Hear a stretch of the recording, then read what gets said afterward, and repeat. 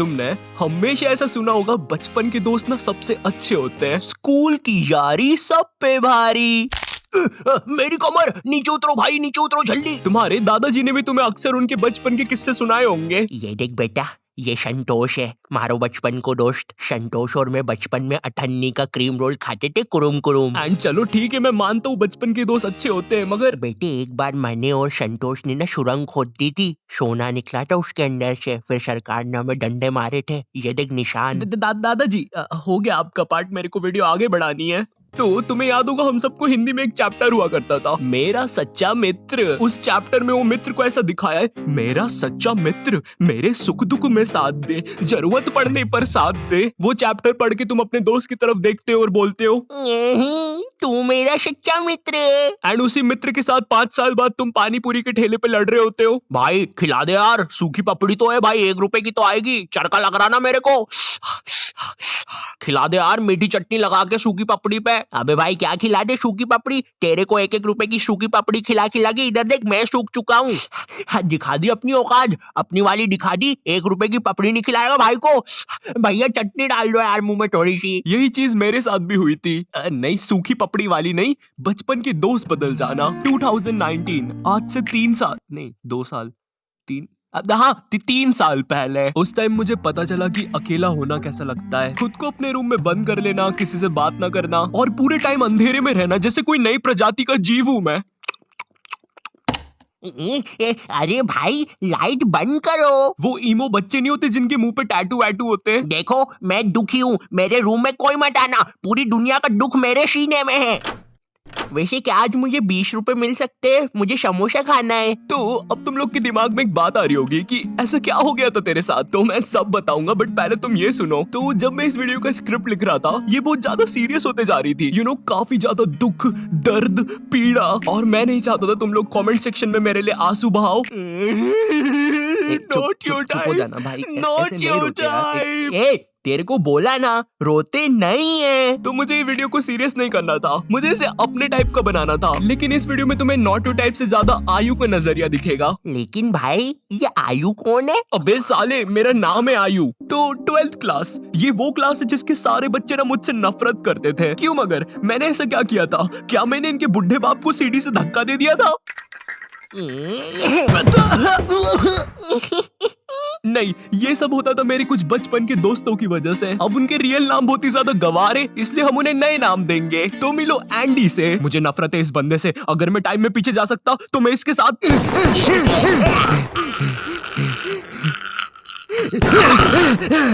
Andy बहुत ही घमंडी बंदा था, इसे लगता था ये स्कूल में सबसे ज्यादा कूल है, सारी लड़कियां इसके पीछे है, जो कि बिल्कुल भी गलत था। इसकी एक गर्लफ्रेंड बनी थी, उसके लिए भी हमें शैतान को क्या पता कितने मासूम बच्चों की बलि चढ़ानी पड़ी थी। इसकी दोस्ती स्कूल के बाहर जो आवारा बच्चे थे उनसे भी थी, जो कि एज में हमसे बहुत ज्यादा बड़े थे, और इस बेवकूफ को उस बात का भी घमंड था। तेरे भाई के पास दोस्तों की कमी नहीं है। एंडी मेरी स्कूल में 4th क्लास में आया था, किसी गाँव से। मैं उसके गाँव का नाम तो भूल गया, बट नाम सुन के ऐसा लगता था वहाँ पे चिंपांजी और हाइना रहते हैं, क्योंकि एंडी की शक्ल भी चिंपांजी और हाइना जैसी थी।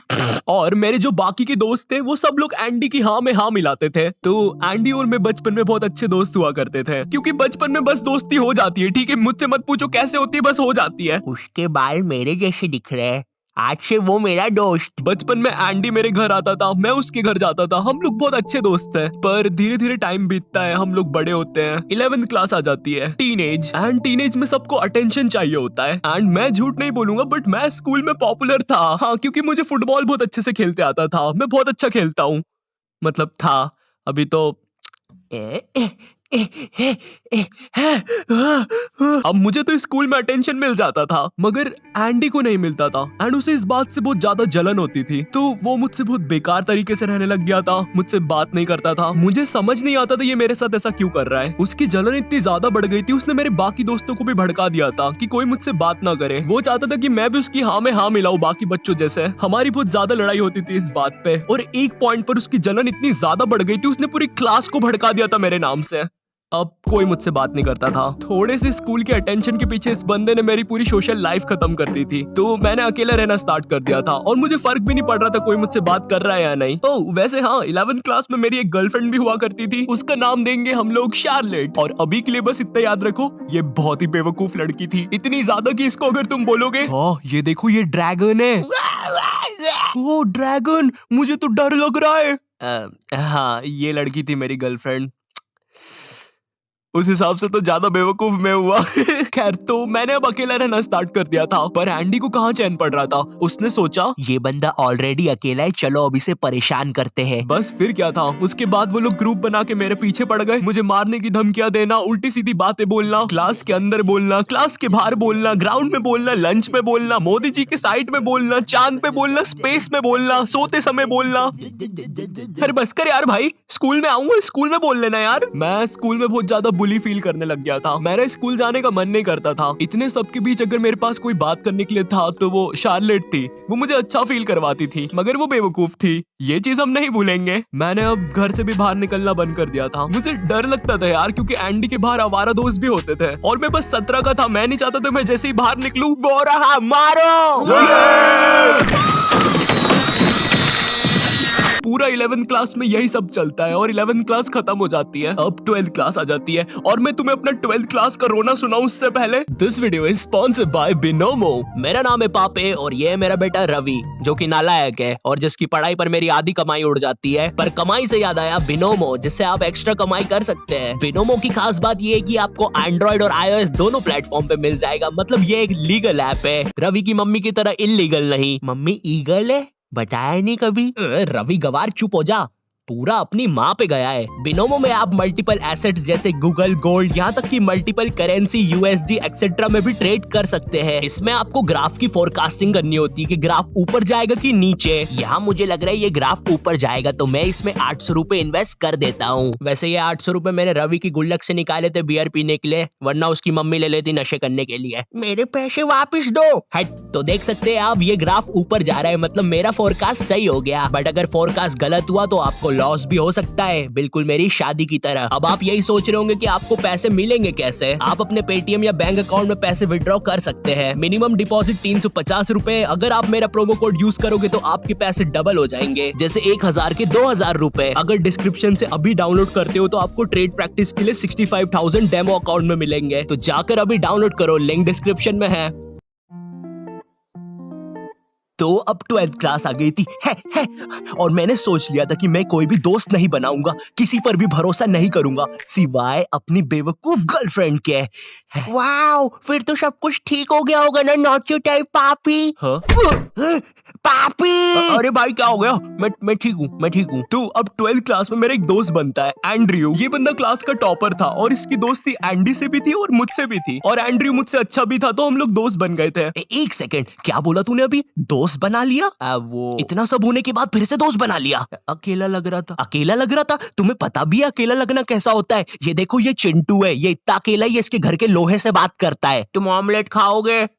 बताओ यार, तुम मुझसे कभी सीधे मुंह बात भी करोगे? बेचारा चिंटू। नहीं, चिंटू बेचारा नहीं है, बेचारे अब तुम बनने वाले हो। एंड्रयू और मैं काफी अच्छे दोस्त बन गए थे, हम लोग साथ में ही पढ़ाई करते थे। मुझे ऐसा लगता था कि हाँ अब सब कुछ सही हो जाएगा, पर पता है अक्सर जैसा तुम सोचते हो वैसा होता नहीं है। तुम लोग हंस क्यों रहे हो मुझ पे? मैं तो अभी से बता रहा हूँ, वीडियो में आगे जाके इसकी बैंड बजने वाली है। तुम में से कोई शर्त लगाएगा मुझसे 5 रुपए की बीड़ी की? 12th के प्री बोर्ड एग्जाम्स आ जाते हैं और प्री बोर्ड एग्जाम्स में मेरे एंड्रयू से ज्यादा नंबर आ जाते हैं, और उस टाइम एंड्रयू क्लास का टॉपर था। एंड्रयू उस टाइम बहुत ज्यादा शॉक हो गया था, वो मेरे सामने खुश होने का दिखावा कर रहा था, लेकिन उसके अंदर क्या चल रहा था मुझे नहीं पता था। तूने तो बढ़िया नंबर लेके आया यार, वेरी नाइस। मेरे साथ पढ़ के मेरे से ज्यादा नंबर ले आया यार, तू तो गजब। अरे शिट। अरे ये तो कुछ नहीं यार, ये मेरी दादी के लिए है, वो क्या है ना, उनसे जायदाद लेनी है थोड़ी सी, तो चल अभी मैं चलता हूँ, है ना भाई। अरे मुझे भी ले चलता है यार, मैं दादी के हाथ पकड़ लेता।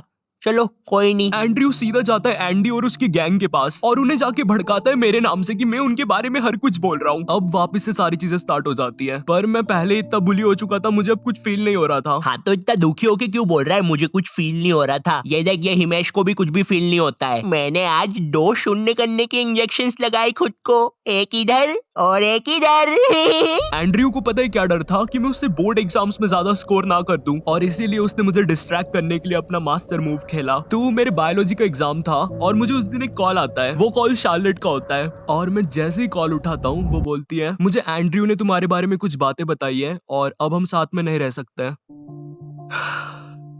दुख दर्द पीड़ा वो चीज सुन के मेरा दिमाग पूरा ब्लैंक हो गया था। मैंने उसका फोन काटा और पढ़ने लग गया। हाँ मुझे पता है तुम्हारे दिमाग में बात आ रही होगी। भाई तूने तेरी बंदी को समझाया क्यों नहीं? वो गलत सोच रही है, एंड्रयू ने उसको भड़काया है, तू ऐसा कैसे होने दे सकता है? तू तो बहुत खतरनाक है। मुझ में शक्ति नहीं बची थी। मेरे बोर्ड एग्जाम चल रहे थे, मैं जब भी बाहर जाता था मैं बुली होता था, और अब जिस पे मैंने 2 साल तक ट्रस्ट किया था, जिसकी मुझे सबसे ज्यादा जरूरत थी, उसने भी मुझे छोड़ दिया था। क्यों? क्योंकि उसे एक रैंडम बंदे ने भड़का दिया था। वाओ! और इसीलिए मैं उसे पूरी वीडियो में बेवकूफ बोल रहा था, क्योंकि उसमें दिमाग तो था ही नहीं कतई। जैसे तैसे मेरे बोर्ड एग्जाम्स खत्म हो जाते हैं। उसके बाद मैं 24 घंटे अपने रूम में रहता था। 1 साल तक घर से बाहर नहीं निकला। फिर ना कभी मेरी शार्लेट से बात हुई, ना किसी से। मुझे लोगों से नफरत हो गई थी, मैं किसी पर भी ट्रस्ट नहीं कर पाता था। लोग कहते हैं स्कूल के दोस्त हमेशा याद आते हैं। मुझे उस टाइम समझ में आ रहा था क्यों याद आते हैं। हाँ मुझे पता है लास्ट पार्ट थोड़ा ज्यादा सीरियस हो गया। सालों अब क्या मैं मेरी सैड चीजों पर भी जोक बना दूं? बट सीरियसली जो लोग बोलते हैं स्कूल तुम्हारी लाइफ का सबसे बेस्ट पार्ट होता है, ना भाई, कुछ लोगों के लिए वर्स्ट पार्ट भी होता है। एनीवेज, इफ तुम लोग ऐसा कुछ फेस कर रहे हो तो तुम लोग मुझे कमेंट सेक्शन में या इंस्टाग्राम पर कहीं पर भी मैसेज करके बता सकते हो, मैं जरूर रिप्लाई करूंगा। बिनोमो को भी डाउनलोड करना मत भूलना, और वीडियो पसंद आए तो प्लीज लाइक कर देना, ठीक है? ये चीज हमको मोटिवेट करती है वीडियोस बनाने के लिए। एंड इफ चैनल पे नहीं हो तो सब्सक्राइब कर देना। मैं मिलता हूं तुमसे नेक्स्ट वीडियो में, तब तक के लिए बाय।